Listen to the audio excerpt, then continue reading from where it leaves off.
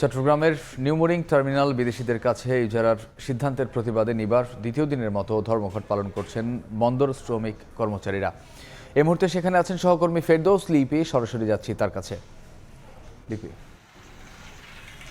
দ্বিতীয় দিনের মতো শ্রমিক কর্মচারীদের ধর্মঘট শুরু হয়েছে সকাল ৮টা থেকে। বন্দরের ভেতরের অভ্যন্তরীণ যে ধরনের অপারেশনাল কার্যক্রম তা সব ধরনের বন্ধ রয়েছে এবং আজকে দ্বিতীয় দিনে যে ধর্মঘট, সেই ধর্মঘটে কিন্তু প্রশাসনিক কিংবা দাপ্তরিক যে কাজ সেটাও বন্ধ রাখার ঘোষণা দিয়েছিলেন শ্রমিক কর্মচারী যারা আছেন তারা। এবং আপনি জানেন যে গতকাল 4 জন শ্রমিক কর্মচারীকে তাৎক্ষণিক বদলি করা হয়েছে আন্দোলনে নেতৃত্ব দেওয়ার কারণে। এবং এছাড়া আমরা দেখেছি মধ্যরাতে সিএমপির পক্ষ থেকে এই বন্দর এলাকায় সভা সমাবেশ সহ বিভিন্ন ধরনের যে মিছিল মিটিং সেগুলো নিষেধাজ্ঞা জারি করা হয়েছে। শুধুমাত্র নির্বাচনের প্রচারণার যে সভা সমাবেশ বা মিছিল সেগুলো বাদে এবং আগামী 1 মাস অর্থাৎ 2 মার্চ পর্যন্ত সেই যে নিষেধাজ্ঞা সেটা বহাল থাকবে এমন একটা গণবিজ্ঞপ্তি কিন্তু সিএমপির পক্ষ থেকে জারি করা হয়েছে। অর্থাৎ আমরা বলতে পারি যে বন্দর ইজারা ইস্যুতে চট্টগ্রাম বন্দর এখন উত্তপ্ত অবস্থায় আছে এবং সকাল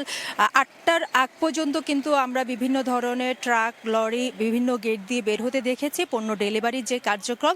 কিন্তু 8টার পর এখনো পর্যন্ত আমরা কোনো ধরনের যে কাভার্ড ভ্যান কিংবা পণ্যবাহী যে লরিগুলো আছে সেগুলো কিন্তু কোনো গেট দিয়ে বের হতে কিংবা বন্দরের অভ্যন্তরে প্রবেশ করতে দেখিনি। এবং এই প্রেক্ষিতে সকাল 11টার দিকে শ্রমিক কর্মচারী ঐক্য পরিষদ যেটা স্কোপ সেটা কিন্তু কালো পতাকার মিছিল রেখেছে এবং যদিও নিষেধাজ্ঞা রয়েছে মিছিল মিটিং নিয়ে। এবং এর আগে আমরা দেখেছি যে পরশুদিন কিন্তু চট্টগ্রাম বন্দর কর্তৃপক্ষ এই যে বিশেষ করে ধর্মঘটকে কেন্দ্র করে কোনো ধরনের বিশৃঙ্খলা যেন সৃষ্টি না হয় সে কারণে কঠোর অবস্থানের কারণে তারা একটা বিজ্ঞপ্তি প্রকাশ করেছেন। এবং এর বাইরে আমরা দেখেছি যে আমদানি রফতানি কার্যক্রম যেন স্বাভাবিক থাকে, সে স্বাভাবিক রাখার জন্য তারা বলছেন যে কোনো ধরনের বিশৃঙ্খলা কিংবা আন্দোলনের সাথে সম্পৃক্ততা সেই তারা বরদাস্ত করবে না। এবং সেই প্রেক্ষিতে কিন্তু আন্দোলনের নেতৃত্বদানকারী 4 জনকে তাৎক্ষণিকভাবে গতকাল বদলি করা হয়েছে। তো